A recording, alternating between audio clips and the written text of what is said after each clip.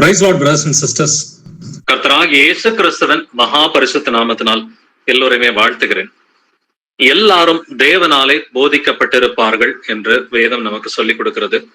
உன் பிள்ளைகள் எல்லாரும் கர்த்தரால் போதிக்கப்பட்டிருப்பார்கள், உன் பிள்ளைகளுடைய சமாதானம் பெரிதாயிருக்கும் என்றும் எழுதியிருக்கிறது. அப்ப நம்ம எல்லோருமே தேவனால் போதிக்கப்பட்டிருக்கிறோமா? நம்ம எல்லோருமே கர்த்தரால் போதிக்கப்பட்டு கொண்டிருக்கிறோமா அப்படிங்கிறத நம்மை நாமே நிதானித்து அறிபவர்களா? இன்னைக்கான வசனங்களை நம்ம நிதானமா கவனிக்கலாம். நான் வேத வாக்கியங்களை அறிந்து கொள்ளும்படி கர்த்தர் தான் நம்முடைய இருதயத்தை திறக்கிறார். என்னைக்கு வேத வாக்கியங்களை அறிந்து கொள்ளும்படி கர்த்தர் நம்முடைய இருதயத்தை திறக்கிறாரோ, நாமளும் அதற்கு நம்மை நாமே விட்டு கொடுக்கிறோமோ, அன்னைக்கு நம்ம எல்லோருமே தேவனால் போதிக்கப்பட்ட பிள்ளைகளா இருக்கிறோம். அந்த போதனை பரிசுத்தாவினர் மூலமா ஒரு மனிதன் மூலமா ஏவப்பட்டு வந்திருந்தாலும் நமக்கு அந்த போதனை கர்த்தர் கொடுக்கிற போதனையாக இருக்கிறது. சோ கர்த்தர் எப்படி வேதாகமங்களில் வந்துட்டு சிலருடைய இருதயத்தை திறந்தார், அவர்கள் எல்லோரும் கர்த்தரால் போதிக்கப்பட்டவர்களாய் எப்படி இருந்தார்கள், நாமும் அவர்களைப் போல மாறுவது எப்படி அப்படிங்கிறத இன்னைக்கு நம்ம ஆராய்ந்து பார்க்க போகிறோம். வாசிக்கலாம் லூக்கா 24 அதிகாரம் வசனங்கள் 45 முதல் 46 வரை. Luke chapter 24 verses 45 to 46. அப்பொழுது வேத வாக்கியங்களை அறிந்து கொள்ளும்படி அவர்களுடைய மனதை அவர் திறந்து அவர்களை நோக்கி, எழுதியிருக்கிறபடி கிறிஸ்து பாடுபடவும் 3ஆம் நாளில் மரித்தோரில் இருந்து எழுந்திருக்கவும் வேண்டியதாய் இருந்தது. ஆமென். ஆமென். வேத வாக்கியங்களை அறிந்து கொள்ளும்படி அவர்களுடைய மனதை அவர் திறந்து என்று எழுதியிருக்கிறது. சோ இயேசு கிறிஸ்து உயிர்த்த பின்பு அவருடைய சீஷர்களுடைய இருதயங்களை அவர் திறக்கிறார். எதுக்காக அவர் திறக்கிறாருன்னு பாத்தீங்கன்னா, வேத வாக்கியங்களை அறிந்து கொள்ளும்படி. அதன் பின்பு இந்த எம்மாவுக்கு போன சீஷர்களுக்கு அவர் காணப்பட்ட பின்பு அவர்கள் வந்து சாட்சி கொடுத்தார்கள். அப்பொழுது இயேசு கிறிஸ்துவும் காட்சி கொடுத்து உங்களுக்கு சமாதானம் என்று அவர் கூறுகிறார். அப்ப வேத வாக்கியங்களை அறிந்து கொள்ளும்படி அவங்களுக்கு தெரியல, இப்படி எல்லாம் நடந்திருக்கு எருசலேம்ல வந்துட்டு இயேசு கிறிஸ்துவை இவர்கள் கொலை செய்து விட்டார்களே அப்படின்னு அவங்க பேசிக்கிட்டு போகும் பொழுது பாத்தீங்கன்னா, வேத வாக்கியங்களை அறிந்து கொள்ளும்படி அவர்களுடைய மனதை கர்த்தர் திறந்தார். அவங்களும் வந்துட்டு அதற்கு இடம் கொடுத்தார்கள். வேத வாக்கியங்களை தெரிஞ்சுக்கணும், சத்தியம்னா என்னது இதை தெரிஞ்சுக்கணும் அப்படின்ற ஒரு ஆர்வத்துல அவங்களும் இருந்தாங்க. கர்த்தர் மரித்து விட்டார் என்ற செய்தி இருந்தாலும் கர்த்தர் வந்துட்டு கொன்னுட்டாங்க, அவர் 3 நாளா வந்துட்டு கல்லறையில இருக்கிறார், அந்த துக்கம் இருந்தாலும் வேத வாக்கியங்களை தெரிஞ்சுக்கணும் அப்படின்ற ஒரு ஆர்வம் அவங்களுக்கு இருந்துச்சு. அப்ப அந்த ஆர்வத்தை வந்துட்டு கர்த்தர் பார்த்து வேத வாக்கியங்களை அறிந்து கொள்ளும்படி அவர்களுடைய மனதை அவர் திறந்தபடியினால வந்துட்டு இயேசு கிறிஸ்து 3ஆம் நாளில் மரித்தோரிலிருந்து எழுந்திருக்க வேண்டும் என்கிற இந்த மகா பெரிய சத்தியத்தை அவங்க தெரிஞ்சுக்கிட்டது மட்டும் இல்லாம உயிர்த்தெழுந்த இயேசுவை அவர்கள் நேரடியாக அவர்கள் பார்த்தார்கள், கண்டு சாட்சியும் கொடுத்தார்கள். அவங்க போய் சாட்சி கொடுக்கும் பொழுது இயேசு கிறிஸ்துவே அவர்கள் நடுவில் வந்து நின்று உங்களுக்கு சமாதானம் என்று அவர் கூறுகிறார். அப்ப உன் பிள்ளைகளுடைய சமாதானம் பெரிதாயிருக்கும் எப்பொழுது உன் பிள்ளைகள் எல்லாரும் கர்த்தரால் போதிக்கப்பட்டிருப்பார்கள். அப்ப கர்த்தரால் போதிக்கப்பட்டிருக்கும் பொழுது சமாதானம் உண்டாகும்னு சொல்லி இயேசு கிறிஸ்து வசனங்களில் எழுதி வைத்திருக்கிறார். ஏசாயா புஸ்தகத்துல இந்த வசனம் இருக்குது, கர்த்தரால் போதிக்கப்பட்டிருக்கும் பொழுது சமாதானம் பெரிதாயிருக்கும். இங்க இயேசு கிறிஸ்துவே அவர்களுடைய மனதை திறக்கிறார். திறந்துட்டு உங்களுக்கு சமாதானம் என்று அடுத்து ஒரு சில வசனங்களில் அவர் கூறுகிறார். அப்ப வேத வாக்கியங்களை அறிந்து கொள்வதற்கு இன்னும் நான் தெரிஞ்சுக்கணும், இன்னும் எனக்கு தெரியாத பொக்கிஷங்கள் வேதத்துல எவ்வளவு இருக்குது, எனக்கு எல்லாமே தெரியும் அப்படின்ற ஒரு நினைப்பு வந்துருச்சுனாக்க அங்கவே பிசாசனுடைய சோதனை ஆரம்பிச்சிருச்சுன்னு அர்த்தம். அப்ப எனக்கு எதுவுமே தெரியாது, இன்னும் நான் கத்துக்க வேண்டிய காரியங்கள் எவ்வளவு இருக்கு, வேதத்துல நான் கத்துக்கிட்டது உண்டு 1% கூட கிடையாது அப்படின்னு அந்த தாழ்மையான இருதயத்தோட எனக்கு ஏசப்பா உண்மை அறிகிற அறிவுல நான் வளரணும். 2 பேதுரு 2ஆம் அதிகாரம் முழுக்கவுமே கர்த்தரை அறிகிற அறிவு என்று எழுதி இருக்கிறது. அந்த 2 பேதுரு புஸ்தகம் முழுவதும் 1ஆம் அதிகாரம் 2ஆம் அதிகாரம் 3ஆம் அதிகாரத்துல வந்துட்டு தேவனை அறிகிற அறிவு, கர்த்தரை அறிகிற அறிவு என்று எழுதி இருக்கிறது. அப்ப தேவனை அறிகிற அறிவு இதுதான் நித்திய ஜீவன் அப்படிங்கிறத வாசிக்கிறோம். ஒன்றான மெய்தேவனாகிய உண்மையும் நீர் அனுப்பினவராகிய இயேசு கிறிஸ்துவையும் அறிவதே நித்திய ஜீவன், பிதாவையும் குமாரனையும் அறிவதுதான் நித்திய ஜீவன். அப்படின்னா இந்த அறிகிற அறிவுக்காக தாகத்தோடு நாம் எப்பொழுது காத்திருக்கிறோமோ அப்பொழுது கர்த்தர் நம்முடைய இருதயத்தை திறக்கிறார். இருதயத்தை நம்ம திறந்து கொடுத்தோம்னு சொன்னா நம்ம யாரால் போதிக்கப்பட்டிருக்கிறோம்? நாம் கர்த்தரால் போதிக்கப்பட்டிருக்கிறோம். உங்களுடைய சமாதானம் பெரிதாய் இருக்கும் என்று வேதம் சொல்கிறது. வாசிக்கலாம் லூக்கா 24ஆம் அதிகாரத்துல வசனங்கள் 32 முதல் 36 வரை. Luke chapter 24 verses 32 to 36.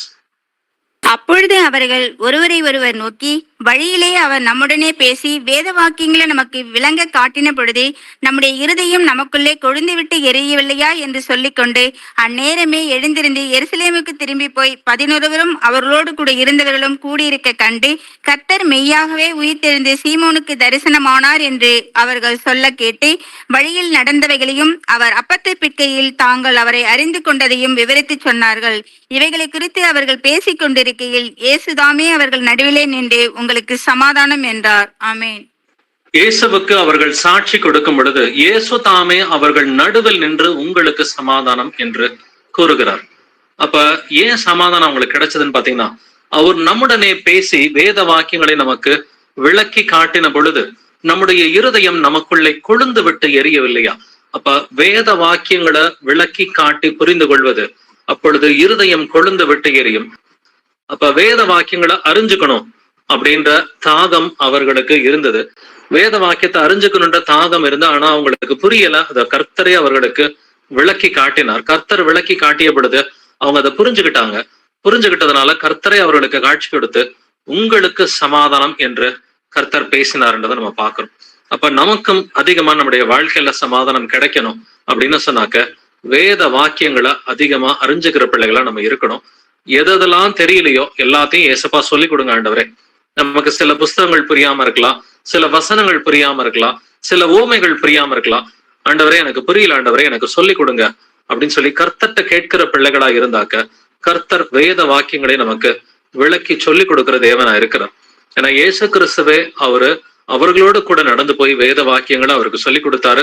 சொல்லி கொடுத்த பின்பு அவர்களுக்கு சமாதானமும் சந்தோஷமும் அவர்களுடைய இருதயத்துல வந்தது. இயேசு கிறிஸ்துவின் உயிர்த்தெழுதல வந்துட்டு அவர்கள் வேத வாக்கியத்தின் மூலமா அறிந்து கொண்டது மட்டும் இல்லாமல் அவங்க நேர்லயே பாக்குறாங்க. சோ முதல்ல வேத வாக்கியத்தை அறிஞ்சுக்கிறாங்க, இயேசு கிறிஸ்து உயிர்த்தெழ வேண்டும் என்று.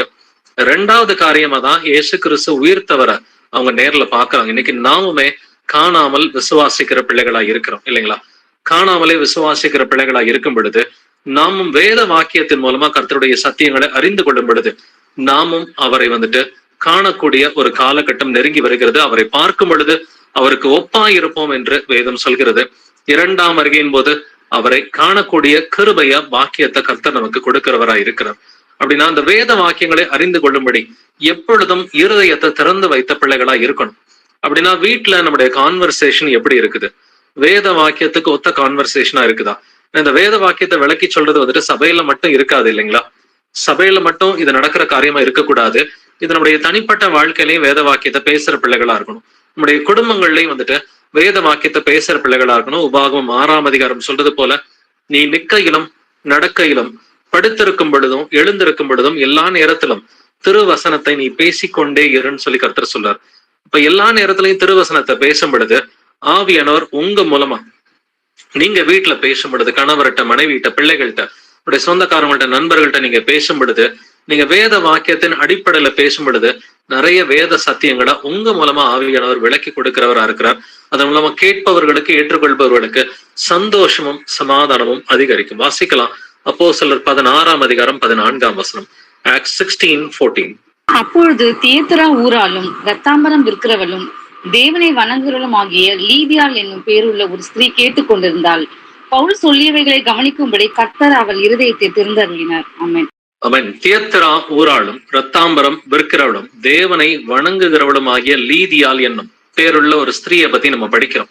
சோ இந்த லீதியாளுக்கு கர்த்தர் என்ன பண்றாரு? பவுல் சொல்லியவைகளை கவனிக்கும்படி கர்த்தர் அவள் இருதயத்தை திறந்தருளினார். அப்ப கர்த்தர் அவளுடைய இருதயத்தை திறக்கிறதுக்கு அவளுடைய இருதயம் வேத வாக்கியத்தின் மேல வாஞ்சையா வந்துட்டு இருந்ததை நம்ம பாக்குறோம்.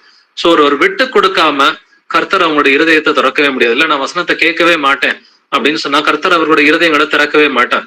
இல்ல எனக்கு வசனத்துக்குரிய வெளிச்சம் எனக்கு வேணும், எனக்கு இந்த ஓமை புரியல, எனக்கு இந்த புஸ்தகம் புரியல, இந்த ஒரு பேசேஜ் புரியல, இந்த ஒரு வசனம் புரியல, இந்த வசனத்துல இருக்கிற இந்த பாதி விஷயம் எனக்கு புரியல அப்படின்னு சொல்லி கர்த்தர் ஆண்டவர் நீங்க எனக்கு சொல்லிக் கொடுங்கப்பா அப்படின்னு நம்ம கேட்கும் பொழுது யார் மூலமாவது வந்துட்டு கர்த்தர் நம்முடைய இருதயத்தை திறக்கிறவரா இருக்கிறார். இங்க பவுல் தான் போதிக்கிறான் இல்லைங்களா? பவுல் போதிச்சாலும் பேசுறது ஆவியானவர் தான். பவுல் சொல்லியவைகளை கவனிக்கும்படி கர்த்தர் அவள் இருதயத்தை திறந்து அருளினார். அப்படின்னாக்க இன்னைக்குமே ஆவியானவர் பேசும் பொழுது கர்த்தர் இருதயங்களை திறப்பதற்கு அவர் எப்பொழுதுமே ரெடியா தான் இருக்கிறார்.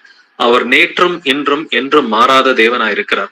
அப்படின்னா நம்ம இன்னைக்கு 8 மணி to 9 மணி இந்த ஒரு மணி நேரம் மட்டும் நம்ம வேத வாக்கியங்களை ஆராயிற பிள்ளைகளா இருக்கக்கூடாது.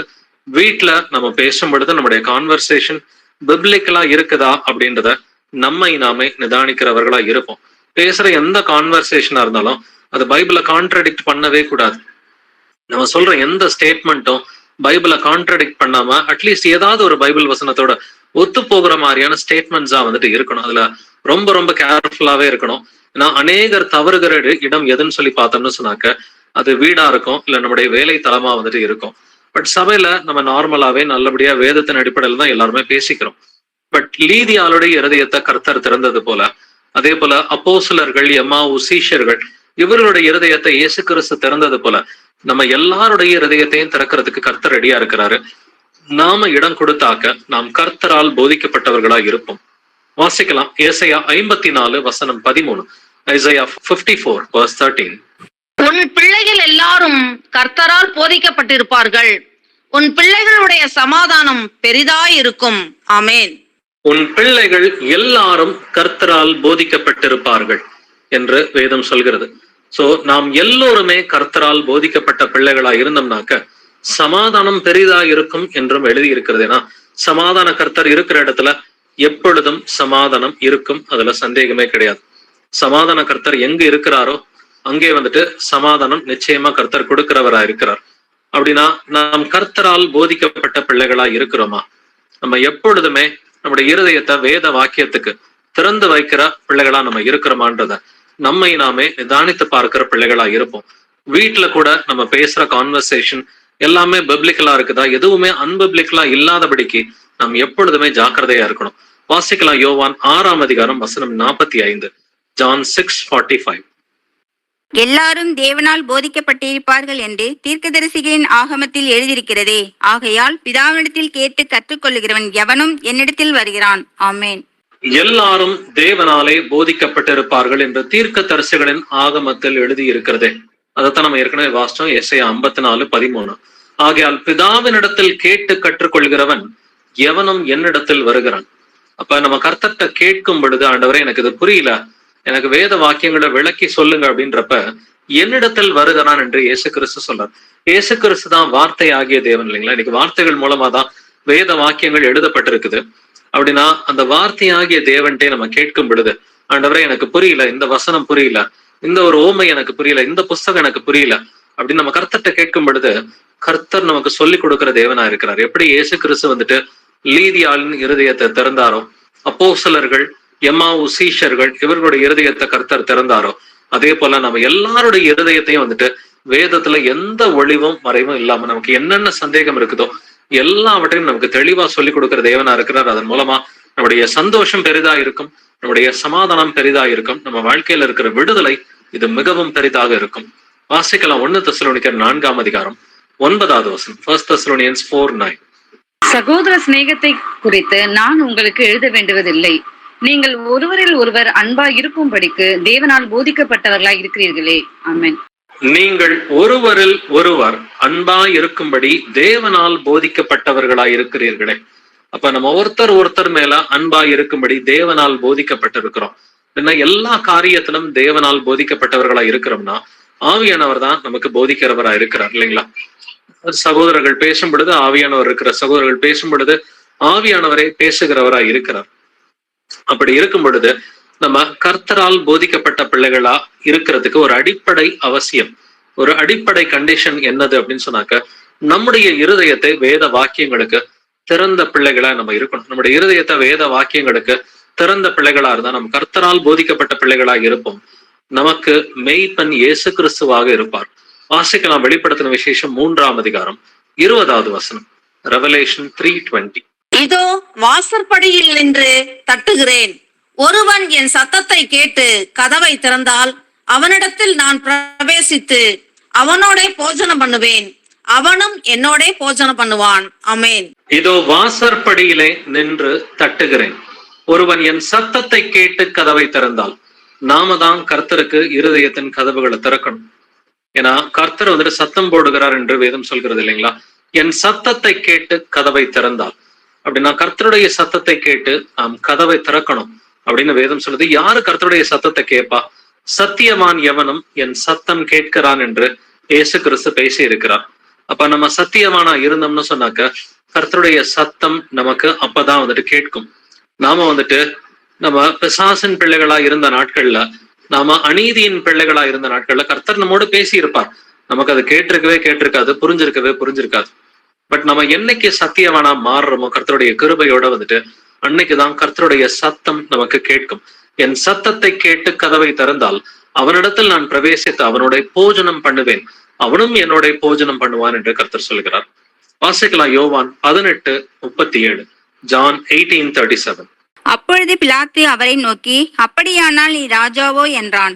இயேசு பிரதித்திரமாக, நீ சொல்லுகிறபடி நான் ராஜாதான். சத்தியத்தை குறித்து சாட்சி கொடுக்க நான் பிறந்தேன். இதற்காகவே நான் இந்த உலகத்தில் வந்தேன். சத்தியவான் எவனும் என் சத்தம் கேட்கிறான் என்றார். ஆமென். சத்தியவான் எவனும் என் சத்தம் கேட்கிறான் என்று இயேசு கிறிஸ்து சொல்லியிருக்கிறார். லவோதிக்கேயா சபையில வாஸ்டம் வெளிப்படுத்தின விசேஷம் 3:20, ஒருவன் என் சத்தத்தை கேட்டு கதவை திறந்தால் நான் அவனுடைய போஜனம் பண்ணுவேன்னு சொல்லி கர்த்தர் சொல்றாரு. சத்தியவான்களா இருக்கிறவர்கள் மட்டும்தான் கர்த்தருடைய சத்தத்தை கேட்க முடியும். என் ஆடுகள் என் சத்தத்திற்கு செவி கொடுக்கிறதுன்னு சொல்லி இயேசு கிறிஸ்து சொல்லி இருக்கிறார். வாசிக்கலாம் யோவான் 10:27, John 10:27. என் ஆடுகள் என் சத்தத்திற்கு செவி கொடுக்கிறது, நான் அவைகளை அறிந்திருக்கிறேன், அவைகள் எனக்கு பின் செல்லுகிறது. ஆமென். என் ஆடுகள் என் சத்தத்திற்கு செவி கொடுக்கிறது. அப்ப கர்த்தருடைய ஆடுகளா இருந்தா கர்த்தருடைய சத்தத்திற்கு செவி கொடுக்கும். அது வேற ஆடுகளா இருந்தாக்க கர்த்தருடைய சத்தத்திற்கு அது செவி கொடுக்காது அப்படிங்கிறத வந்துட்டு பாக்குறோம். சோ இயேசு கிறிஸ்து தெளிவா சொல்லி இருக்கிறாரு, இன்று அவருடைய சத்தத்தை கேட்பீர்களாகில் அப்படின்ற ஒரு வார்த்தை இருக்கு. அப்ப கர்த்தருடைய சத்தம் எப்பொழுதுமே கேட்டுக்கொண்டே இருக்கிறது. பட் இன்று அவருடைய சத்தத்தை கேட்பீர்களாகில், நம்ம வனாந்தரத்தில் கோபம் ஊட்டினது போல நாம இல்லாம கர்த்தருடைய சத்தத்திற்கு செவி கொடுத்து அவருக்கு பிரியமுள்ள பிள்ளைகளா இருக்க முடியும் அப்படின்னு வேதம் சொல்கிறது. சோ வாசிக்கலாம் எபிரேயர் 3:00 வசனங்கள் 7 முதல் 8 வரை. Hebrews chapter 3 verses 7 to 8.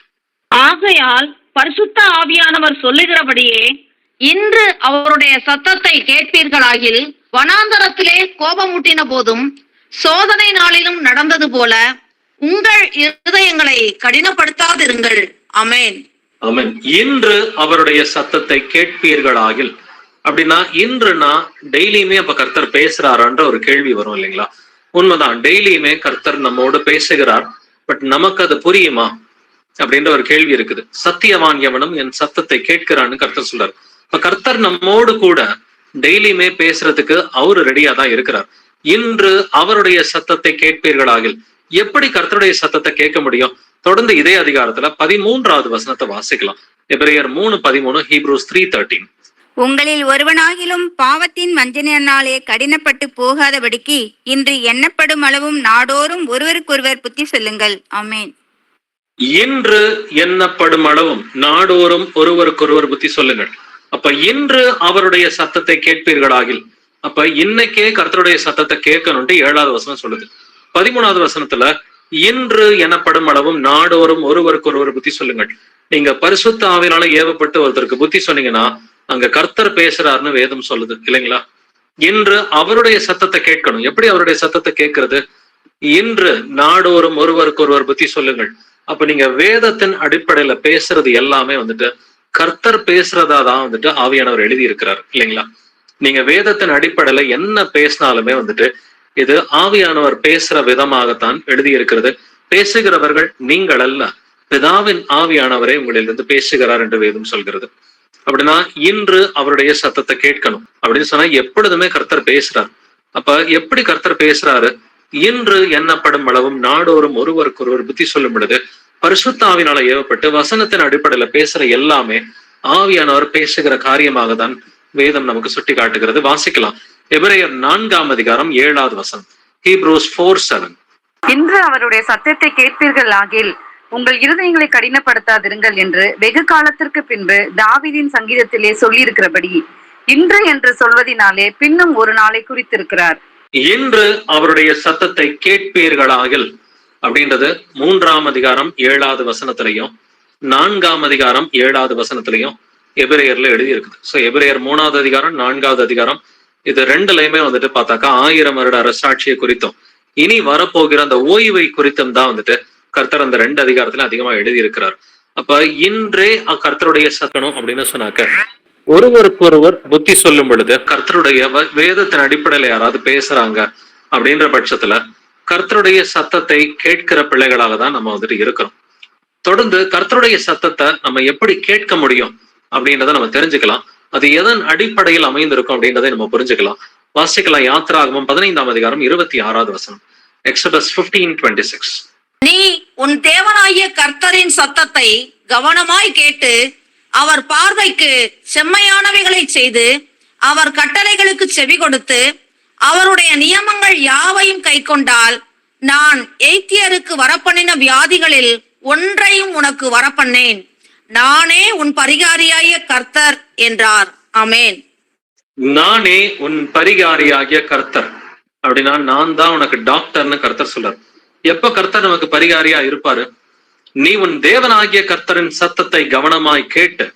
அப்ப கர்த்தருடைய சத்தத்தை கவனமாய் கேட்கணுமா? அவர் கட்டளைகளுக்கு செவி கொடுத்து என்று எழுதியிருக்கிறது. அவர் கட்டளைகளுக்கு நீங்க செவி கொடுக்கறதா கர்த்தருடைய சத்தத்தை கவனமாய் கேட்பது, அவருடைய வார்த்தைக்கு செவி கொடுப்பது, கர்த்தருடைய சத்தத்தை கவனமாய் கேட்பது என்று எழுதியிருக்கிறது. அப்ப வசனத்திற்கு கவனமாய் செவி கொடுத்து, அது நீங்களே வசனத்தை படிச்சாலும் சரி, ஆடியோ பைபிள் போட்டு கேட்டாலும் சரி, இல்ல யாராவது வசனத்தை வந்துட்டு உங்களுக்கு விளக்கி சொல்லும் பொழுது இது கர்த்தரின் சத்தத்தை கவனமாய் கேட்டு அவருடைய கட்டளைகளை நம்ம தெரிஞ்சுக்கிட்டு அதை கை கொள்ளும் பொழுது கர்த்தர் நமக்கு பரிகாரியாகிய கர்த்தராய் இருக்கிறார் என்று வேதம் சொல்கிறது. எந்த வியாதியும் வராது, நான் தான் உனக்கு பரிகாரின்னு கர்த்தர் சொல்றாரு. அப்ப கர்த்தருடைய சத்தத்திற்கு கீழ்ப்படிவது, அவருடைய கட்டளைகளை கடைபிடிக்கிறது, இதுதான் அவருடைய சத்தத்திற்கு செவி கொடுப்பது என்று எழுதியிருக்கிறது. வாசிக்கலாம் 1 சாமுவேல் 12ஆம் அதிகாரம் வசனங்கள் 14 முதல் 15 வரை. 1 Samuel chapter 12 verses 14 to 15. நீங்கள் கர்த்தருடைய வாக்குக்கு விரோதமாய் கலகம் பண்ணாமல் கர்த்தருக்கு பயந்து அவரை சேவித்து அவருடைய சத்தத்திற்கு கீழ்ப்படிந்தால் நீங்களும் உங்களை ஆளுகிற ராஜாவும் உங்கள் தேவனாகிய கர்த்தரை பின்பற்றுகளாய் இருப்பீர்கள். நீங்கள் கர்த்தருடைய சத்தத்திற்கு கீழ்ப்படியாமல் கர்த்தருடைய வாக்குக்கு விரோதமாய் கலகம் பண்ணினீர்களானால் கர்த்தருடைய கை உங்கள் பிதாக்களுக்கு விரோதமாய் இருந்தது போல உங்களுக்கும் விரோதமாய் இருக்கும். ஆமென். ஆமென். நீங்கள் கர்த்தருடைய வாக்குக்கு விரோதமாய் கலகம் பண்ணாமல் கர்த்தருக்கு பயந்து அவரை சேவித்து அவருடைய சத்தத்திற்கு கீழ்ப்படிந்தால், அப்ப கர்த்தருடைய சத்தத்துக்கு கீழ்ப்படியணும் அப்படின்னு 14வது வசனம் சொல்லுது. 15வது வசனத்திலையும் நீங்கள் கர்த்தருடைய சத்தத்திற்கு கீழ்ப்படியாமல், கீழ்ப்படிந்தால் என்ன நடக்கும், கீழ்ப்படியாமல், 2 கான்டெக்ட்லயும் 14, 15வது வசனத்தை கர்த்தர் பேசியிருக்கிறார். அப்ப கர்த்தருடைய சத்தத்திற்கு கீழ்ப்படுகிறது, கீழ்ப்படியாததுன்னா என்ன அர்த்தம்? நீங்கள் கர்த்தருடைய வாக்குக்கு விரோதமாய், அவருடைய கட்டளைகள், அவருடைய வேத வாக்கியங்களை தான் கர்த்தருடைய சத்தம் என்று கர்த்தர் பேசியிருக்கிறார். அப்ப இன்னைக்குமே கர்த்தருடைய வசனத்தை கொண்டு ஒருத்தர் சரியான விதத்துல போதிக்கிறாரு, ஒரு சகோதரன் வந்துட்டு கர்த்தருடைய வசனத்தை எடுத்து சரியான விதத்துல அது போதிக்கிறார்னா கர்த்தர் நம்மிடம் பேசுகிறார், ஆவியானவர் நம்மிடம் பேசுகிறார். இன்று அவருடைய சத்தத்தை கேட்பீர்களாகில் வனாந்தரத்திலே கோபம் ஊட்டின போதும் சோதனை நாளிலும் நடந்தது போல உங்கள் இருதயங்களை கடினப்படுத்தாதீர்கள் என்று வேதம் சொல்கிறது. சோ ஒரு சிலர் பாத்தீங்கன்னா, நீங்க வேத வாக்கியங்களை, நம்ம எல்லோருமே சீஷர்களா இருக்கிறோம் இல்லைங்களா? நம்ம எல்லோருமே சீஷர்களா இருக்கிறதுனால நம்ம எல்லோருமே போதிக்கிறோம். நம்ம தனிப்பட்ட வாழ்க்கையில யாரை சந்திக்கிறோமோ அவங்களுக்கு போதிக்கிற பிள்ளைகளா இருக்கும். அப்படின்னா வேத வாக்கியங்களை நீங்க போதிக்கும் பொழுது, கர்த்தருடைய வார்த்தையை நீங்க பேசும் பொழுது கர்த்தர் உங்க மூலமா பேசுறாரு. பட் ஒரு சிலர் என்ன பண்ணுவாங்கன்னா, இருதயங்களை கடினப்படுத்திக்குவாங்க. வசனம் தெரிஞ்சவங்களும் கடினப்படுத்துவாங்க, வசனம் தெரியாதவங்களும் கடினப்படுத்துறவங்களா வந்துட்டு இருப்பாங்க. கர்த்தருடைய சத்தத்தை, அவருடைய வசனத்தை எடுத்து நீங்க பேசும் பொழுது 2 கூட்டம் இருக்கும். இருதயம் திறக்கப்படுகிறவர்கள், லீதியாலை போல, அப்போஸ்தலர்களை போல, எம்மாவு சீஷர்களை போல இருதயம் திறக்கப்படுகிற ஒரு கூட்டம். இவர்கள் கர்த்தரால் போதிக்கப்பட்டவர்கள் என்று எழுதியிருக்கிறது. பட் இருதயம் கடினமாகிற கூட்டம் வந்துட்டு பாரவோனை போல இருதயம் கடினமாகி கர்த்தருக்கு விரோதமா போற இன்னொரு கூட்டமும் வந்துட்டு இருக்குது. பட் கர்த்தருடைய சத்தத்திற்கு நாம் எப்பொழுதும் செவி கொடுக்கணும். யாரு நமக்கு போதிச்சாலும் பரவாயில்ல, கரெக்டான ஒரு போதனையா இருந்தாக்க போதும். அது சரியான ஒரு போதனையா இருந்தாலும், அது யாரு போதிச்சாலும் கர்த்தர் நம்மிடம் பேசுகிறார் என்று வேத வாக்கியம் நமக்கு சொல்லிக் கொடுக்கிறது. வாசிக்கலாம் 2 ராஜாக்கள் 18ஆம் அதிகாரம் 12ஆம் வசனம். 2 Kings 18:12. அவர்கள் தங்கள் தேவனாகிய கர்த்தருடைய சத்தத்திற்கு செவி கொடாமல் அவருடைய உடன்படிக்கையையும் கர்த்தரின் தாசனாகிய மோசே கற்பித்த யாவற்றையும் மீறி அதற்கு செவிகொடாமலும் அதன்படி செய்யாமலும் போனார்கள். ஆமென். அவர்கள் தங்கள் தேவனாகிய கர்த்தருடைய சத்தத்திற்கு செவி கொடாமல், அப்ப கர்த்தருடைய சத்தத்திற்கு செவி கொடாமல் அப்படின்னு சொன்னா என்ன அர்த்தம்? அவருடைய உடன்படிக்கையும் கர்த்தரின் தாசனாகிய மோசே கற்பித்த யாவற்றையும் மீறி. அப்ப மோசே கற்பித்தது வந்துட்டு எப்படிப்பட்டதா? கர்த்தருடைய சத்தம் என்று எழுதி இருக்கிறது.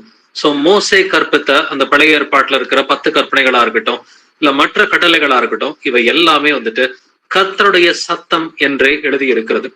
அப்ப அதன்படி அவர்கள் செய்யவில்லை, கர்த்தருடைய சத்தத்திற்கு அவர்கள் செவி கொடுக்கவில்லை என்று எழுதி இருக்கிறது. இன்னைக்குமே நமக்குமே ஆவியானவர் இதே தான் சொல்லி கொடுக்கிறார். வேத வாக்கியத்துக்கு நம்ம கீழ்ப்படியல, நமக்கு தெரிந்த வேத வாக்கியமா இருக்கலாம், இல்ல யாராவது சொன்ன வேத வாக்கியமா இருக்கலாம், இல்ல யாராவது அதுக்கு விளக்கம் கொடுத்திருந்திருக்கலாம். அது சரியான விளக்கங்கள் நமக்கு தெரிந்தோம், அதுக்கு கீழ்ப்படியலனாக்க கர்த்தருடைய சத்தத்திற்கு செவி கொடுக்கவில்லை என்று வேதம் சொல்கிறது. பட் அந்த வசனத்திற்கு நாம் இருதயத்தை திறக்கும் பொழுது பாத்தீங்கன்னா லீதியால போல இருந்து நாம் சமாதானத்தினாலும் சந்தோஷத்தினாலும் நிரப்பப்படுகிற பிள்ளைகளாய் இருப்போம். வாசிக்கலாம் தானியேல் 9ஆம் அதிகாரம் 11ஆம் வசனம். தானியேல் 9:11. இஸ்ரவேலர் எல்லாரும் உமது நியாய பிரமாணத்தை மீறி உமது சத்தத்துக்கு செவிகொடாமல் விலகி போனார்கள். அவருக்கு விரோதமாக பாவம் செய்தோம்.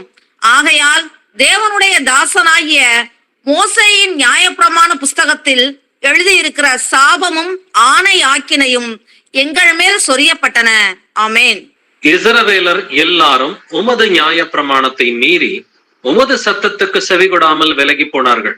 அப்ப கர்த்தருடைய சத்தத்திற்கு செவி கொடாமல் விலகி போவது எப்படி?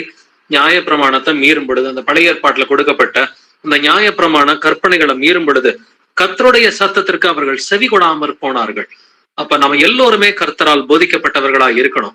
அப்படின்னு சொன்னாக்க வேத வாக்கியங்கள் மேல இன்னும் அதிகமா தாகமா இருக்கணும். நம்ம ஏற்கனவே தாகமா தான் இருக்கிறோம், கர்த்தருக்கு ஸ்தோத்திரம். பட் இன்னும் அதிகமாவே வேத வாக்கியங்களின் மேல வந்துட்டு அதிக தாகமா இருந்தாக்க நம்முடைய இருதயங்களை, நம்முடைய கண்களை கர்த்தர் திறக்கிறவரா இருக்கிறார். வாசிக்கலாம் சங்கீதம் 119 வசனம் 18. Psalm 119 verse 18. உமது வேதத்திலுள்ள அதிசயங்களை நான் பார்க்கும்படிக்கு என் கண்களை திறந்தருளும். ஆமேன். உமது வேதத்தில் உள்ள அதிசயங்களை நான் பார்க்கும்படிக்கு என் கண்களை திறந்தருளும். அப்ப கர்த்தருடைய வேதத்தில் நிறைய அதிசயங்கள் இருக்கிறது. அப்ப அதை நாம் பார்க்கும்படி நம்ம என்ன கேட்கணுமா? என் கண்களை திறந்தருளும் ஆண்டவரே, என்னுடைய இருதய கண்களை திறந்தருளும் ஆண்டவரே. நான் வாசிக்கிறப்ப எனக்கு நல்லா சொல்லி கொடுங்கப்பா. என்னுடைய செவிகள் சரியான சத்தியத்தை கேட்பதற்கு கிருபையை கொடுங்க. என்னுடைய வாய் வந்துட்டு கரெக்டான சத்தியத்தை பேசுறதுக்கு கிருபையை கொடுங்க. என்னுடைய இருதயம் வந்துட்டு வசனத்தை மாத்திரமே சிந்திப்பதற்கு எனக்கு கிருபையை கொடுங்க ஆண்டவரேன்னு சொல்லி நம்ம தாவீதை போல கேட்கும் பொழுது கர்த்தர் நம் கண்களை திறக்கிறவராய் இருக்கிறார். வாசிக்கலாம் சங்கீதம் 143 வசனம் 10. Psalm 143 verse 10. உமக்கு பிரியமானதை செய்ய எனக்கு போதித்தருளும். நீரே என் தேவன், உம்முடைய நல்ல ஆவி என்னை செம்மையான வழியிலே நடத்துவாராக. ஆமென். உமக்கு பிரியமானதை செய்ய எனக்கு போதித்து அருளும். அப்ப கர்த்தருக்கு பிரியமானதை வந்துட்டு முதல்ல நம்ம தெரிஞ்சுக்கணும் வேத வாக்கியத்தின் மூலமா. ரெண்டாவது, உமக்கு பிரியமானதை செய்ய எனக்கு போதித்தருளும் அப்படின்னு சொல்லி நாம தான் கர்த்தர்ட்ட கேட்கணும். ஆண்டவரே, உடைய வேதத்தில் உள்ள மகத்துவங்களை எனக்கு சொல்லிக் கொடுங்க ஆண்டவரே, என் கண்களை திறந்தருளும். அதுக்கு நான் தெரிஞ்சுக்கிட்டேன், இப்ப நான் கீழ்ப்படுகிறதுக்கும் எனக்கு நீங்க போதிங்க ஆண்டவரேன்னு சொல்லி ஒவ்வொரு ஸ்டெப்லையும் கர்த்தருடைய கரத்தை பிடிக்கிற பிள்ளைகளா நம்ம இருக்கணும். எனக்கு எல்லாமே தெரியும் அப்படின்னு நம்ம சொல்லிட முடியாது. நம்மளால ஒண்ணுமே செய்ய முடியாது. கர்த்தரால் அன்றி நம்மால் ஒன்றும் செய்ய முடியாது. நமக்காக வந்துட்டு தமது பரிசுத்த ரத்தத்தை சிந்திய இயேசு கிறிஸ்துவினால் அன்றி நம்மால் ஒன்றுமே செய்ய முடியாது. இதுக்கு நம்ம கர்த்தர்ட்ட கேட்க வேண்டியது வந்துட்டு என்னது? ஆண்டவரே, எனக்கு ஞானத்தை கொடுங்க, எனக்கு தெளிவை கொடுங்க, இந்த தெளிவை அளிக்கிற ஆவியை எனக்கு கொடுங்கன்னு சொல்லி வேத வாக்கியம் நமக்கு சொல்லிக் கொடுக்குது. இப்படியெல்லாம் நீங்க ஜெபம் பண்ணணும்பா, இதை கேட்டாதான் கர்த்தர் உங்களுக்கு கொடுப்பாருன்னு சொல்லி வேதம் சொல்லுது. வாசிக்கலாம் எபேசியர் 1 அதிகாரம் வசனங்கள் 17 முதல் 19 வரை. Ephesians chapter 1 verses 17 to 9. நம்முடைய கர்த்தராகிய இயேசு கிறிஸ்துவின் தேவனும் மகிமையின் பிதாவுமானவர் தம்மை நீங்கள் அறிந்து கொள்வதற்கான ஞானத்தையும் தெளிவையும் அளிக்கிற ஆவியை உங்களுக்கு தந்தருள வேண்டும் என்றும், தாம் நம்மை அழைத்ததினாலே நமக்கு உண்டாயிருக்கிற நம்பிக்கை என்னதென்றும், பரிசுத்தவான்களிடத்தில் தமக்கு உண்டாயிருக்கிற சுதந்திரத்தினுடைய மகிமையின் ஐஸ்வர்யம் என்னதென்றும், தாம் கிறிஸ்துவை மரித்தோரிலிருந்து எழுப்பி அவரிடத்தில் நடப்பித்த தமது பலத்த சத்துவத்தின் வல்லமைப்படியே விசுவாசிக்கிறவர்களாகிய நம்மிடத்திலே காண்பிக்கும் தம்முடைய வல்லமையின் மகா மேன்மையான மகத்துவம் என்னதென்றும் நீங்கள் அறியும்படிக்கு அவர் உங்களுக்கு பிரகாசமுள்ள மனக்கண்களை கொடுக்க வேண்டும் என்றும் வேண்டிக் கொள்ளுகிறேன். ஆமென்.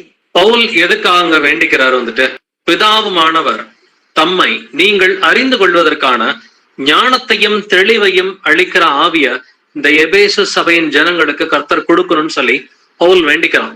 சோ எப்படிப்பட்ட ஞானம் வந்துட்டு, இது பிதாவை அறிந்து கொள்ளக்கூடிய ஞானத்தையும் தெளிவையும் அளிக்கிற ஆவி, இத நீங்க விசுவாசிகளுக்கு கொடுங்க ஆண்டவர்னு சொல்லி பவுல் வந்துட்டு வேண்டிக்கிறான்.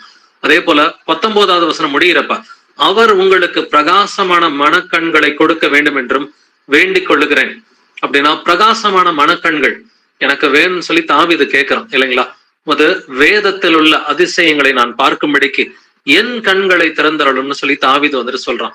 பட் ஏற்கனவே பவுலோட கண்கள் திறக்கப்பட்டுருச்சு. இப்ப அவன் வேண்டிக்கிறது யாருக்காக?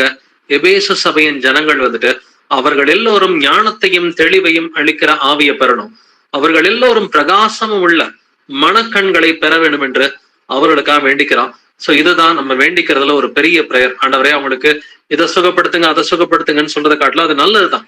மற்றவருடைய வியாதிகளுக்காக, அவங்களுடைய போராட்டங்களுக்காக, கஷ்டங்களுக்காக நீங்க வேண்டிக்கிறது ரொம்ப நல்ல காரியம்தான்.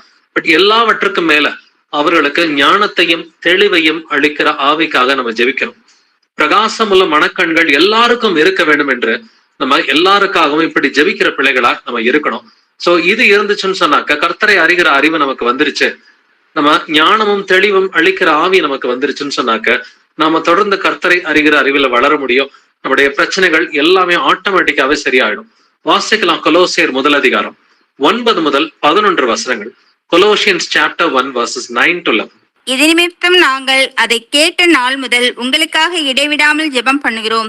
நீங்கள் எல்லா ஞானத்தோடும் ஆவிக்குரிய விவேகத்தோடும் அவருடைய சித்தத்தை அறிகிற அறிவினாலே நிரப்பப்படவும், சகலவித நற்கிரியைகளையும் ஆகிய கனிகளை தந்து தேவனை அறிகிற அறிவில் விருத்தியடைந்து கர்த்தருக்கு பிரியமுண்டாக அவருக்கு பாத்திரராய் நடந்து கொள்ளவும், சந்தோஷத்தோட கூடிய எல்லா பொறுமையும் நீடிய சாந்தமும் உண்டாவதற்கு மகிமையான அவருடைய வல்லமையின்படி எல்லா வல்லமையிலாலும் பலப்படுத்தப்படவும் உங்களுக்காக வேண்டுதல் செய்கிறோம். ஆமென். உங்களுக்காக வேண்டுதல் செய்கிறோம்னு பவுல் வந்துட்டு கொலோசை மக்கள்கிட்டையும் வந்துட்டு சொல்றான் இல்லைங்களா. இந்த கொலோசை ஜனங்களுக்கு எதுக்காக வேண்டிக்கிறான்? உங்களுக்காக இடைவிடாமல் ஜெபம் பண்ணுகிறோம். என்ன காரியத்துக்காக? எல்லா ஞானத்தோடும் ஆவிக்குரிய விவேகத்தோடும் அவருடைய சித்தத்தை அறிகிற அறிவினாலே நிரப்பப்படவும். அப்ப எல்லா ஞானமும் வந்துட்டு இந்த விசுவாசிகளுக்கு வேணும், ஆவிக்குரிய விவேகம் இந்த கொலோசை பட்டணத்து விசுவாசிகளுக்கு வேணும், அவருடைய சித்தத்தை அறிகிற அறிவினாலே இந்த ஜனங்கள் எல்லோரும் நிரப்பப்படணும். 10வது வசனத்துல தேவனை அறிகிற அறிவில் விருத்தி அடையணும். இதுக்காக தான் ஜெபிக்கிறாங்க. அப்ப நம்ம வியாதிக்காக ஜெபிக்கிறது, கஷ்டத்துக்காக, உபத்திரவத்துக்காக ஜெபிக்கிறது, இது எல்லாமே செகண்டரி பிரதர்ஸ் அண்ட் சிஸ்டர்ஸ். நீங்க ஒருத்தருக்காக ஜெபிக்கணும்னு சொன்னாக்க, ஆண்டவரே அவங்க உடைய வசனத்தை குறித்து எல்லா ஞானத்தினாலும் நிரப்பப்படுவதற்கு கிருபையை கொடுங்க ஆண்டவரே, ஆவிக்குரிய விவேகத்தை அவங்களுக்கு கொடுங்க, கர்த்தருடைய சித்தத்தை அறிகிற அறிவினால் அவர்கள் நிரப்பப்படுவதற்கு கிருபையை கொடுங்க, தேவனை அறிகிற அறிவில் அவர்கள் விருத்தி அடைகிறதுக்கு அவங்களுக்கு கிருபையை கொடுங்க. அப்ப இப்படிப்பட்ட ஜெபங்களை நம்ம ஏறெடுக்கணும். ஏன்னா அவங்களுக்கு ஞானத்துக்குரிய ஆவி வந்துருச்சு, கர்த்தருடைய சித்தத்தை அறிகிற ஆவி வந்துட்டு அவங்களுக்கு இருக்குதுன்னு சொன்னாக்க ஆட்டோமேட்டிக்கா தேவன் என்ன விரும்புறாருன்றதை அவங்க தெரிஞ்சுக்கிட்டு அதை அவங்க கீழ்ப்படிய ஆரம்பிச்சிருவாங்க. அவங்களுக்கு விடுதலை கிடைக்கும், சந்தோஷம் கிடைக்கும், சமாதானம் கிடைக்கும். சோ சிம்பிளான காரியத்துக்கு வேண்டுகிறத காட்டிலும் நம்ம மேன்மையான காரியங்களுக்கு வேண்டிக் கொள்ள வேண்டும் என்பதை நம்ம இந்த எபேசு பட்டணத்துக்கும் இந்த கொலோசை பட்டணத்துக்கும் எழுதின புஸ்தகத்தின் மூலமா நம்ம தெரிஞ்சுக்கிறோம்.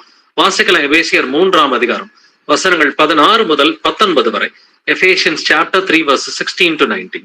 நீங்கள் அவருடைய ஆவியினாலே உள்ளான மனுஷரில் வல்லமையாய் பலப்படவும், விசுவாசத்தினாலே கிறிஸ்து உங்கள் இருதயங்களில் வாசமாய் இருக்கவும், நீங்கள் அன்பிலே வேரூன்றி நிலை பெற்றவர்களாகி சகல பரிசுத்தவான்களோட கூட கிறிஸ்துவினுடைய அன்பின் அகலமும் நீளமும் ஆழமும் உயரமும் இன்னதென்று உணர்ந்து அறிவு கெட்டாத அந்த அன்பை அறிந்து கொள்ள வல்லவர்களாகவும், தேவனுடைய சகல பரிபூர்ணத்தாலும் நிறையப்படவும் அவர் தமது மகிமையினுடைய ஐஸ்வர்யத்தின்படியே உங்களுக்கு அனுகிரகம் பண்ண வேண்டும் என்று வேண்டிக் கொள்ளுகிறேன். ஆமென். எதுக்காக வேண்டிக் கொள்ளுகிறேன்னு சொல்லி பவுல் இதை எழுதி முடிக்கிறான்னு பாருங்களேன். சோ முதலாவது வந்துட்டு நீங்கள் அவருடைய ஆவியினாலே உள்ளான மனுஷனில் வல்லமையாய் பலப்படவும். அப்ப பரிசுத்த ஆவியினால உள்ளான மனுஷன்ல வந்துட்டு வல்லமையாய் பலப்படணும், இது ஒரு காரியம். 2வது விசுவாசத்தினாலே கிறிஸ்து உங்கள் இருதயங்களில் வாசமாய் இருக்கணும். அப்ப இயேசு கிறிஸ்து விசுவாசத்தின் மூலமா வந்துட்டு அவர் ஒவ்வொரு விசுவாசியினுடைய இருதயத்திலையும் வாசமாய் இருக்கணும். நீங்கள் அன்பிலே வேரூன்ற வேண்டும், நிலை பெற்றவர்களாகி சகல பரிசுத்தவான்களோடு கூட கிறிஸ்தவனுடைய அன்பின் அகலத்தை, நீளத்தை, ஆழத்தை, உயரத்தை இன்னதென்று உணர்ந்துக்கணும். இதுக்காக தான் பவுலுடைய ஜெபம் இருக்குது. அப்ப எபேசியர்கிட்ட நம்ம முதல் அதிகாரத்திலேயே வாசிச்சோம், அவங்க பரிசுத்த ஆவியினால நிரப்பப்படணும், கர்த்தரை அறிகிற அறிவினால நிரப்பப்படணும்னு சொல்லி பவுல் ஜெபிச்சுக்கிறேன்னு சொல்லி எபேசியர் முதல் அதிகாரம் 17 முதல் 19 வசனத்துல வாசிச்சோம். எபேசியர் 3வது அதிகாரத்திலையும் 16 முதல் 19 வசனத்துல, ஆண்டவரே அவங்களுடைய கஷ்டங்களை தீர்த்துருங்க, அவங்களுடைய போராட்டங்கள் நீங்கட்ட ஆண்டவரே, அதெல்லாமே செகண்டரி. அதுக்காக ஜெபிக்கிறது தப்பு இல்ல, அது எல்லாமே செகண்டரி. அவங்க விடுதலை அடைகிறது, அவங்களுடைய போராட்டங்கள் நீங்கிறது முதல்ல கர்த்தரை அறிகிற அறிவினால் நிரப்பப்படணும். அவங்களுக்கு ஞானமுள்ள ஆவியை கொடுங்கப்பா, தெளிவுள்ள ஆவியை கொடுங்கப்பா, அவர்கள் நல்லா வந்து நம்முடைய சித்தத்தை அறிஞ்சுக்கிட்டு நம்முடைய சித்தத்தை அவங்களே செய்யறதுக்கு நீங்க அவங்கள பலப்படுத்துங்க ஆண்டவரே. அவங்க அந்த அன்பின் ஆழத்தை அகலத்தை ஆண்டவரே, உம்முடைய அன்பை அவங்க புரிஞ்சுக்கிட்டாதான் மத்தவங்களோட அன்பு செய்ய முடியும்னு சொல்லி இப்படிப்பட்ட காரியங்களுக்காக ஜெபிக்கிற பிள்ளைகளா வந்துட்டு நம்ம இருக்கணும். அப்பதான் நம்முடைய இருதயங்களை கர்த்தர் திறப்பார். அப்ப ஒரு சிலருக்கு வந்துட்டு பாத்தீங்கன்னாக்க அவங்க கர்த்தரால் போதிக்கப்பட்டு எல்லாத்தையும் அறிந்தவர்களா இருப்பாங்க. அவங்க கூடவே ஒரு சிலர் பாத்தீங்கன்னாக்க அவங்களுக்கு ஒண்ணுமே தெரியாம இருப்பாங்க. இப்படி பழைய ஏற்பாட்டுல ஒரு 2 பேர் இருந்தாங்க. எலிஷா தீர்க்கதரிசி இருந்தாரு, கூட ஒரு வேலைக்காரர் இருந்தா. எலிஷா தீர்க்கதரிசிக்கு என்னுடைய இருதயத்தின் கண்கள் திறக்கப்பட்டதா இருந்தது, கூட இருந்த வேலைக்காரனுக்கு அந்த இருதய கண்கள் திறக்கப்படல. இது ஒரு நல்ல எக்ஸாம்பிள். வாசிக்கலாம் 2 ராஜாக்கள் 6ஆம் அதிகாரம் வசனங்கள் 15 முதல் 17 வரை. தேவனுடைய மனுஷனின் வேலைக்காரன் அதிகாலமே எழுந்து வெளியே புறப்படுகையில், இதோ இராணுவமும் குதிரைகளும் ரதங்களும் பட்டணத்தை சுற்றி கொண்டிருக்க கண்டான். அப்பொழுது வேலைக்காரன் அவனை நோக்கி, ஐயோ என் ஆண்டவனே, என்ன செய்வோம் என்றான். அதற்கு அவன், பயப்படாதே, அவர்களோடு இருக்கிறவர்களை பார்க்கிலும் நம்மோடு இருக்கிறவர்கள் அதிகம் என்றான். அப்பொழுது எலிசா விண்ணப்பம் பண்ணி, கர்த்தாவே, இவன் பார்க்கும்படி இவன் கண்களை திறந்தருளும் என்றான். உடனே கர்த்தர் அந்த வேலைக்காரன் கண்களை திறந்தார். இதோ எலிசாவை சுற்றிலும் அக்கினிமயமான குதிரைகளாலும் ரதங்களாலும் அந்த மலை நிறைந்திருக்கிறதை அவன் கண்டான். ஆமென். ஆமென். இந்த ஒரு பேசேஜை மட்டும் நல்லா பிக்சரைஸ் பண்ணி பாருங்களேன். தேவனுடைய மனுஷனின் வேலைக்காரன். அப்ப தேவனுடைய மனுஷன்றது வந்துட்டு இங்க எலிஷா தீர்க்கதரிசியை குறிப்பிடுகிறது.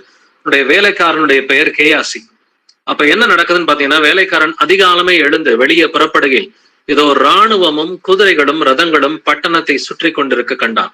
அப்ப எதிரி நாட்டு இராணுவம் வந்துட்டு உன்னுடைய பட்டணத்தை சுற்றி வளைச்சிருச்சு.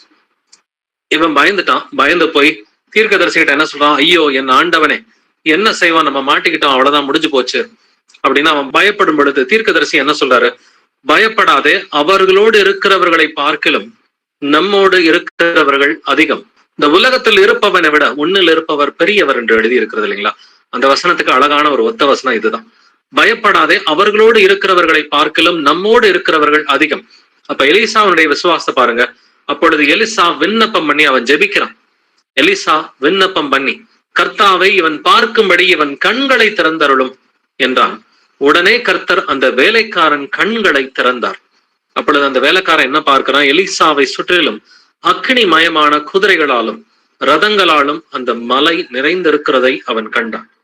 அப்ப கர்த்தர் நம்மோடு கூட எப்பொழுதும் இருக்கும் பொழுது, கர்த்தருடைய தூதர்கள் நம்மோடு கூட இருக்கிறார்கள் அப்படின்னா என்ன நடந்தாலும் பயத்துக்கு இடமே கிடையாது இல்லைங்களா?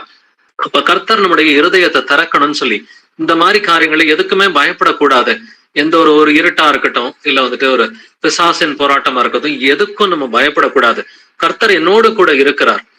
அப்ப கர்த்தர் என்னோடு கூட இருக்கும் பொழுது எவன் எனக்கு எதிராக இருக்க முடியும் என்று வேதத்தில் எழுதியிருக்கிறது. இந்த உலகத்துல இருப்பவனை விட உன்னில் இருப்பவர் பெரியவர் என்றும் எழுதியிருக்கிறது. இப்ப முதல்ல திறக்கப்பட வேண்டியது என்னது?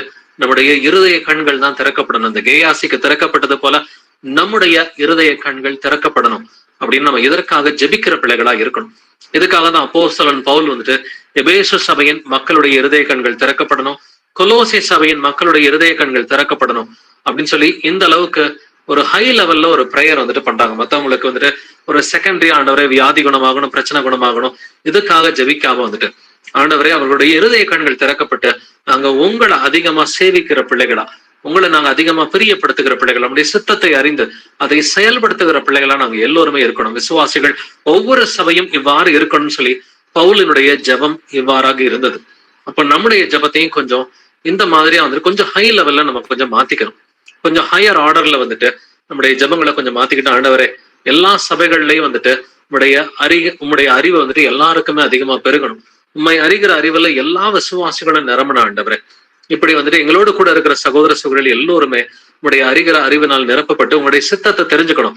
ஒவ்வொரு விஷயத்துல அவங்க வீட்டுல செய்யற எல்லா காரியத்திலையும் உம்முடைய சித்தத்தை தெரிந்த பிள்ளைகளா அவர்கள் இருக்கணும். தெரிஞ்சுக்கிட்டு உங்களுடைய சித்தத்தை செயல்படுத்துகிற பிள்ளைகளா அவர்கள் இருக்கணும்னு சொல்லி அவர்களுக்காக நம்ம இந்த மாதிரி ஹையர் ஆர்டர் பிரேயர் பண்றது இது கர்த்தருக்கு மிகவும் சித்தம் உள்ளதா இருக்கிறது.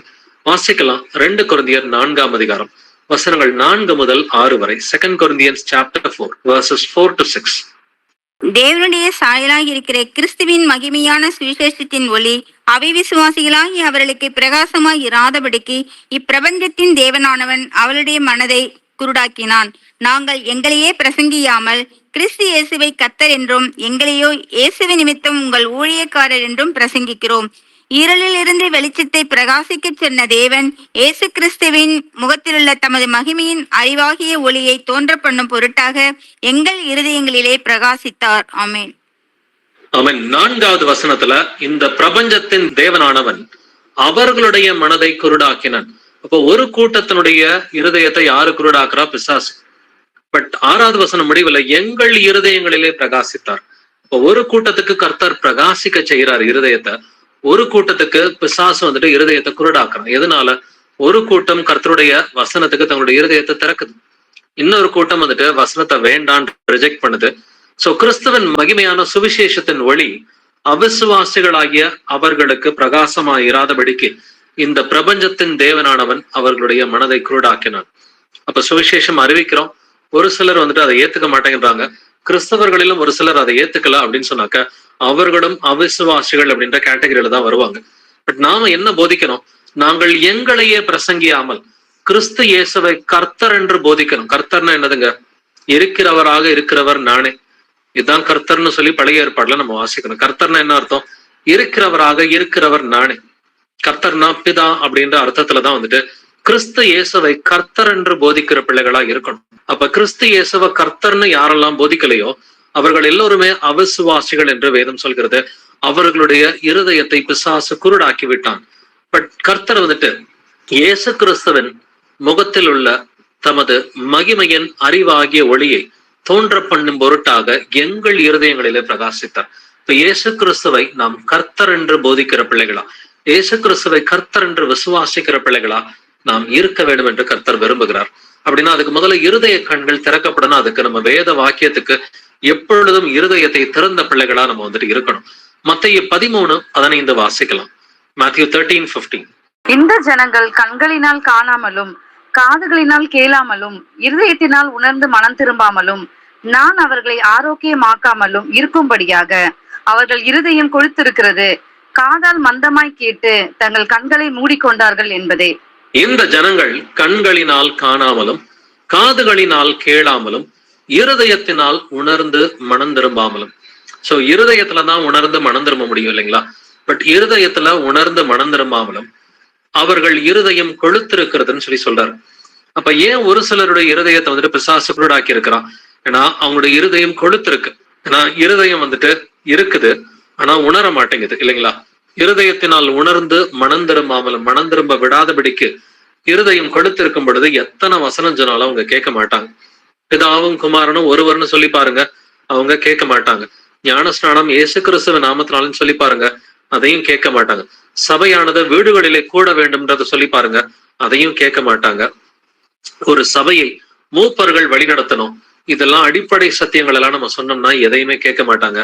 காரணம் என்னன்னா இந்த ஜனங்கள் கண்களினால் காணாமலும் காதுகளினால் கேளாமலும் இருதயத்தினால் உணர்ந்து மனம் திரும்பாமலும் அவர்கள் இருதயம் கொழுத்திருக்கிறது அப்படிங்கிறத பாக்குறோம். ஏன்னா அவர்களுடைய மனது கடினப்பட்டது. பார்வோனை போல ஒரு சிலருடைய மனது கடினப்பட்டும் இருக்கிறது. எப்படி யூதர்களுக்கு இந்நாள் வரைக்கும் பாத்தீங்கன்னா ஒரு கூட்டத்திற்கு இயேசு கிறிஸ்துதான் மெய்யான தேவன்னு சொன்னா யூதர்கள் ஒத்துக்க மாட்டாங்க. எப்பா பிதாதம்ப குமாரனா வந்தாரு, அவருடைய பேரு தான் இயேசு கிறிஸ்துன்னு சொன்னாக்க இயேசு கிறிஸ்துவை தங்கள் சொந்த ரட்சகரா ஒரு கூட்டம் மட்டும் இது வரைக்கும் ஏத்துக்கல. 2000 வருஷமா பாத்தீங்கன்னாக்க யூதர்கள் ஏற்றுக்கொள்ளவே இல்லை. ஏன்னா அவர்களுடைய மனது கடினப்பட்டு இருக்கிறது. நம்ம வாசிக்கலாம் 2 கொரிந்தியர் 3ஆம் அதிகாரம் வசனங்கள் 14 முதல் 16 வரைக்கும். 2 Corinthians chapter 3 verses 14 to 16. அவர்களுடைய மனது கடினப்பட்டது. இந்நாள் வரைக்கும் பழைய ஏற்பாடு வாசிக்கப்படுகையில் அந்த முக்காடு நீங்காமல் இருக்கிறது. அது கிறிஸ்துவினாலே நீக்கப்படுகிறது. மோசேயின் ஆகமங்கள் வாசிக்கப்படும் போது இந்நாள் வரைக்கும் முக்காடு அவர்கள் இருதயத்தின் மேல் இருக்கிறதே. அவர்கள் கர்த்தரிடத்தில் மனம் திரும்பும் போது அந்த முக்காடு எடுபட்டு போம். ஆமென். இயேசு கிறிஸ்துவ விசுவசிக்கலன்னா எல்லாருடைய இருதயத்திலையும் ஒரு முக்காடு, ஒரு வெயில் வந்துட்டு இருக்கும். அவர்களுடைய மனது கடினப்பட்டது, யூதர்களுடைய மனது கடினப்பட்டது. இந்நாள் வரைக்கும் பழைய ஏற்பாடு வாசிக்கப்படுகையில் அந்த முக்காடு நீங்காமல் இருக்கிறது. அது கிறிஸ்துவினாலே நீக்கப்படுகிறது. பழைய ஏற்பாடை வாசிச்சாலும் அதை காதுல கேட்டாலும் அந்த முக்காடு இருக்குது, அந்த வெயில் இருக்குது. சோ வசனத்தை காதுல கேட்டோம், இருதயத்துல உணராதவர்களா யூதர்கள் வந்துட்டு இந்நாள் வரைக்கும் இருக்கிறாங்க. மோசையின் ஆகமங்கள் வாசிக்கப்படும் போது இந்நாள் வரைக்கும் முக்காடு அவர்கள் இருதயத்தின் மேல் இருக்கிறதே. அவர்கள் கர்த்தரிடத்தில் மனம் திரும்பும் போது அந்த முக்காடு எடுபட்டு போகும். சோ முதல்ல மனம் திரும்பினா மட்டும்தான் இருதயம் திறக்கப்படுங்க. நம்முடைய பாவங்களிலிருந்து நாம் மனம் திரும்பும் பொழுதுதான் வந்துட்டு நமக்கு வேத வாக்கியமே நல்லா புரிய ஆரம்பிக்கும். பாவங்கள்ல இருந்து மனம் திரும்பலைனாக்க வேத வாக்கியமே நமக்கு உருப்படியா வந்துட்டு புரியாது. சோ அடிப்படையா வந்துட்டு பாவங்களிலிருந்து ஒரு அக்னாலஜ்மெண்ட், ஆண்டவரே இது பாவம் தான், நான் ஒத்துக்கிறேன். ரெண்டாவது, பாவத்தை நான் அறிக்கைப்படுறேன். மூணாவது, நான் பாவத்தை விட்டுறேன். நாலாவது, மனம் திரும்புதலுக்கு கேட்ட கனிகளை கொடுக்குறேன் அப்படின்னு சொல்லி முதலாவது பாவத்தை பாவம்னு ஒத்துக்கணும். ஒரு சிலர் பாத்தீங்கன்னா பாவத்தை பாவம்னு ஒத்துக்கவே மாட்டாங்க. வசனத்தின்படி நீங்க சொன்னாலும், சகோதரனே இது வந்துட்டு பாவம், இது வேதத்தின்படி இது பாவம்னு சொன்னாலும் அது பாவம்னு ஒத்துக்க மாட்டாங்க. அவங்களெல்லாம் ஒண்ணுமே பண்ண முடியாது, மாத்தவே முடியாது. அவங்களா வந்துட்டு மனம் திரும்பினாதான் உண்டு. பட் ரெண்டாவது வந்துட்டு பாத்தீங்கன்னா பாவம்ன்றதை ஏத்துக்கிட்டாலும் ரெண்டாவது நம்ம பாவத்தை போய் கர்த்தர்ட்ட போய் அறிக்கை பண்ணணும். தன் பாவங்களை மறைக்கிறவன் வாழ்வடைய மாட்டான், அவைகளை அறிக்கை செய்து விட்டுவிடுகிறவனோ இரக்கம் பெறுவான் என்று எழுதியிருக்கிறது.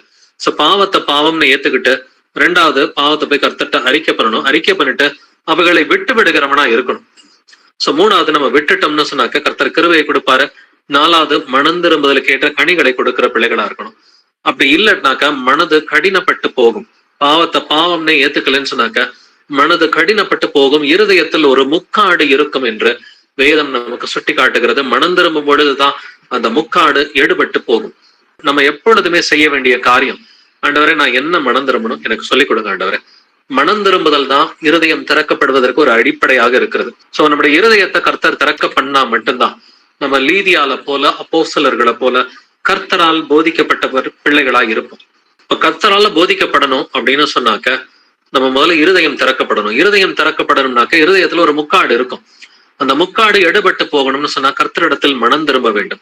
இப்ப கர்த்தரிடத்தில் நம்ம எல்லா காரியத்திலையும் மனம் திரும்பிட்டோமா, நமக்கு எவ்வளவு சோதனைகள் இருக்கும். பிசாசனுடைய சோதனைகள், மாம்ச சிந்தனைகள்னு சொல்லி ஏதாவது 4 விஷயம் பிரச்சனைகள் இருக்கலாம்.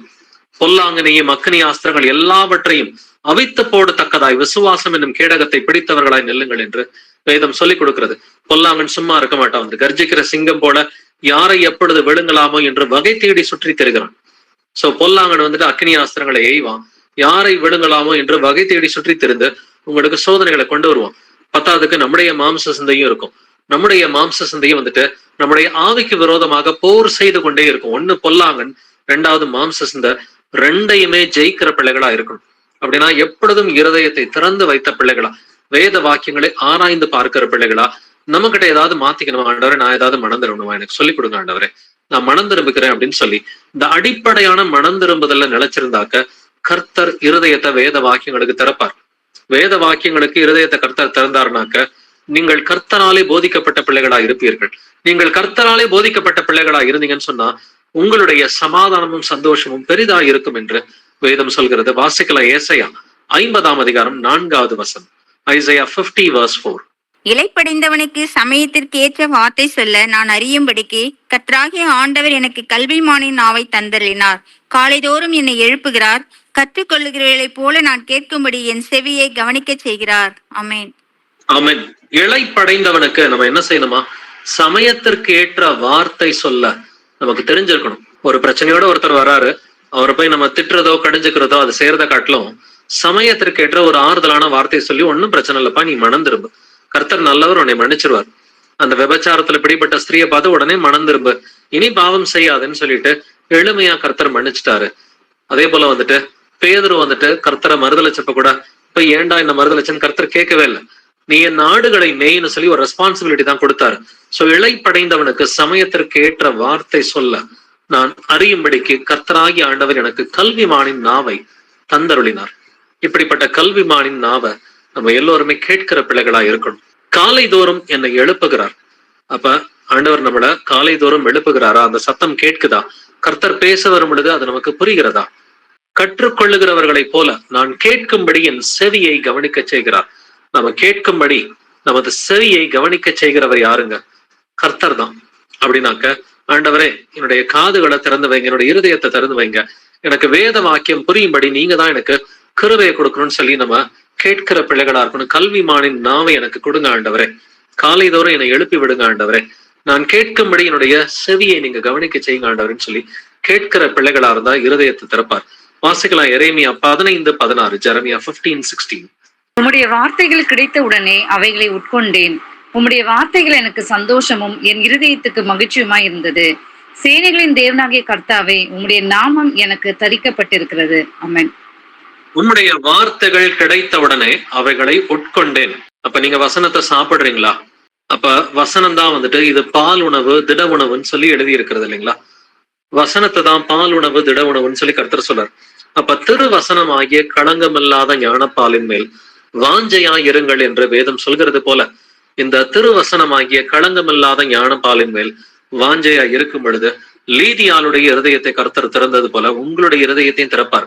லீதியாளுடைய குடும்பம் வந்துட்டு சந்தோஷத்தினாலும் சமாதானத்தினாலும் நிரம்பியது போல நீங்களும் உங்களுடைய குடும்பத்தாரும் சந்தோஷத்தினாலும் சமாதானத்தினாலும் நிரப்பப்படுவீர்கள். அதற்கு முதல்ல கர்த்தருடைய வார்த்தையை நம்ம உட்கொள்ளணும்னு சொல்லி கர்த்தர் சொல்றார். எப்படி புதிய ஏற்பாட்டுல ஒரு கூட்டம் கர்த்தருடைய வார்த்தையை உட்கொண்டது அப்படின்றத பார்க்கலாம். அப்போஸ்தலர் 17:11, Acts 17:11.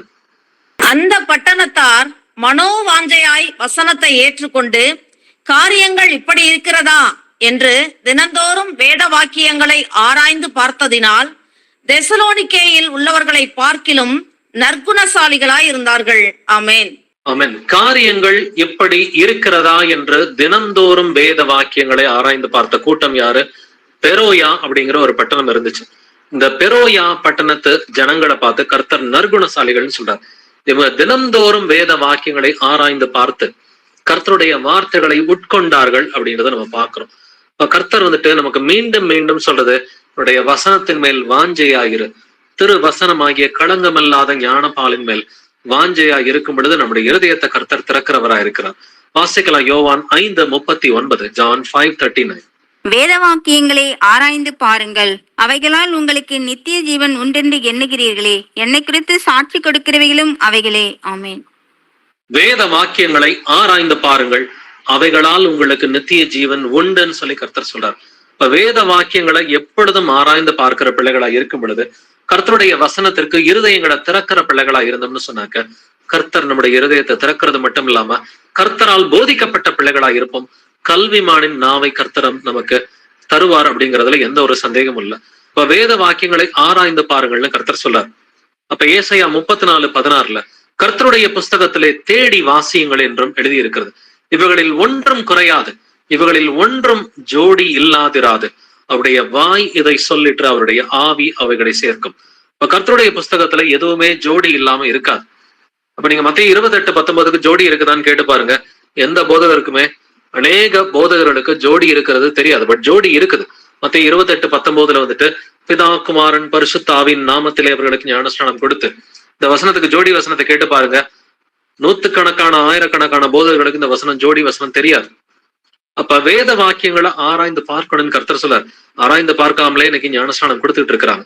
அப்ப நாமும் லீதியால போல, அப்போஸ்தலர்களை போல, எம்மாவு சீஷர்களை போல இருதயங்களை திறந்தாக்க கர்த்தர் நமக்கு காணப்படுகிறவரா இருப்பார். கர்த்தரால் போதிக்கப்பட்ட பிள்ளைகளா இருப்போம். வேத வாக்கியங்களை அறிந்து கொள்ளும்படி அவர்களுடைய மனதை அவர் திறந்தார் அப்படிங்கிறத லூக்கா 24:45 வாசிக்கிறோம் இல்லைங்களா? அதே போல சத்தியவான் எவனும் என் சத்தம் கேட்கிறான் என்று இயேசு கிறிஸ்து பேசி இருக்கிறார். நீங்கள் அவராலே பெற்ற அபிஷேகம் உங்களை நிலைத்திருக்கிறது, அந்த அபிஷேகம் சகலத்தையும் குறித்து உங்களுக்கு போதிக்கிறது என்று வேத வாக்கியம் நமக்கு சொல்லிக் கொடுக்கிறது. எல்லாரும் தேவனாலே போதிக்கப்பட்டிருப்பார்கள் என்று பழைய ஏற்பாட்டுல நம்ம வாசிக்கிறோம். இயேசு கிறிஸ்துவும் இந்த வார்த்தையை சொல்றார், எல்லாரும் தேவனாலே போதிக்கப்பட்டிருப்பார்கள். பிதாவினிடத்தில் கேட்டு கற்றுக்கொள்கிறவன் எவனும் என்னிடத்தில் வருகிறான். அப்ப நம்முடைய இருதயத்தை வேத வாக்கியங்களுக்கு திறக்கிறதுக்கு முன்னாடி முதல்ல அடிப்படையா ஃபர்ஸ்ட் மனம் திரும்பணும். மனம் திரும்பும் பொழுதுதான் அந்த முக்காடு எடுபட்டு போகும். அவர்கள் கர்த்தரிடத்தில் மனம் திரும்பும் பொழுது அந்த முக்காடு எடுபட்டு போகும் என்று வேதம் சொல்கிறது.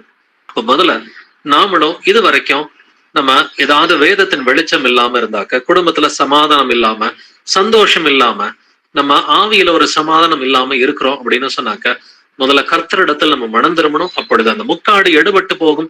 அந்த முக்காடு எடுபட்டு போகும் பொழுது நம்முடைய இருதயத்துல அப்பதான் வந்துட்டு வேத வாக்கியங்களை உணர முடியும். வேத வாக்கியங்களை கர்த்தர்த்த அந்த உணரும்படி நம்முடைய இருதயத்தை கர்த்தர் திறக்கும் பொழுது நம்ம நல்லா புரிஞ்சுக்கிறோம். புரிஞ்சுக்கிட்டு விடுதலை ஆகிறோம். சமாதானமும் சந்தோஷம் வந்து நாம் கர்த்தராலே போதிக்கப்பட்ட பிள்ளைகளாய் இருப்போம்.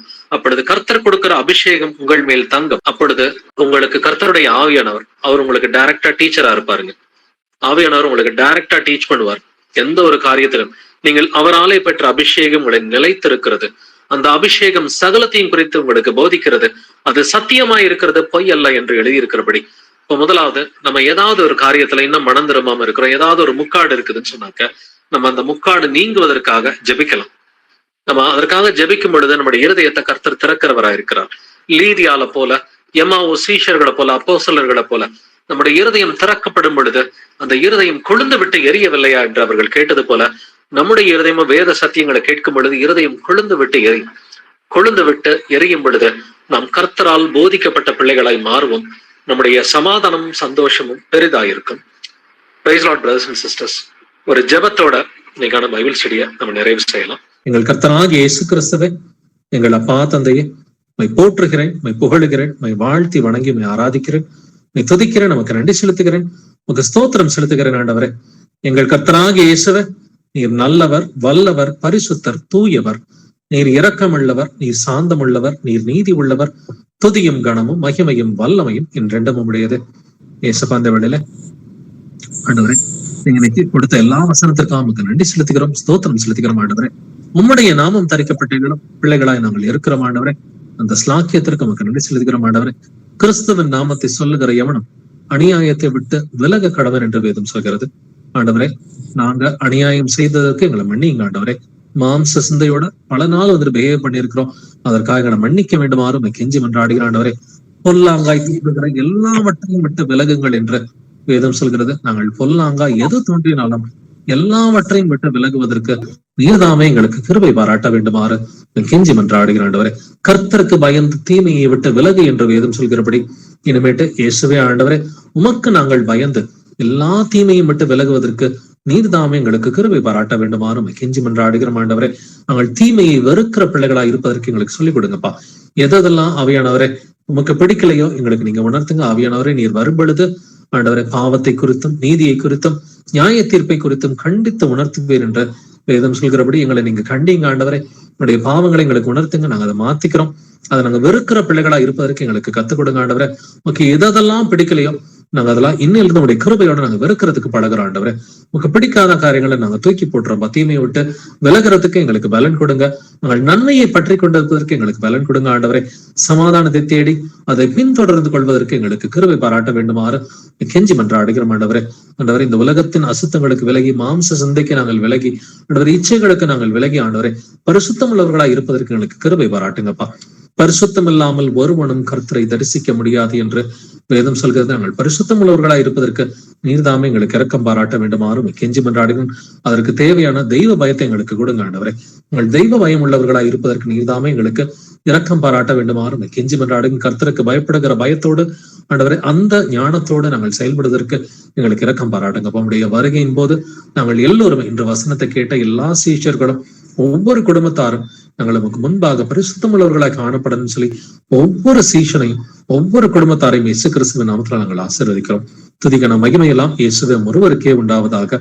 எங்கள் கர்த்தராகிய இயேசு கிறிஸ்துவே, நீர் சீக்கிரமா இந்த பூமிக்கு வாரும். ஆண்டவரே, இந்த ஜெபங்களை என்னுடைய கர்த்தராகிய இயேசு கிறிஸ்துவின் மகா பரிசுத்த நாமத்தினால் ஏறெடுக்கிறேன். ஜீவனுள்ள எங்கள் நல்ல பிதாவே, ஆமென், ஆமென்.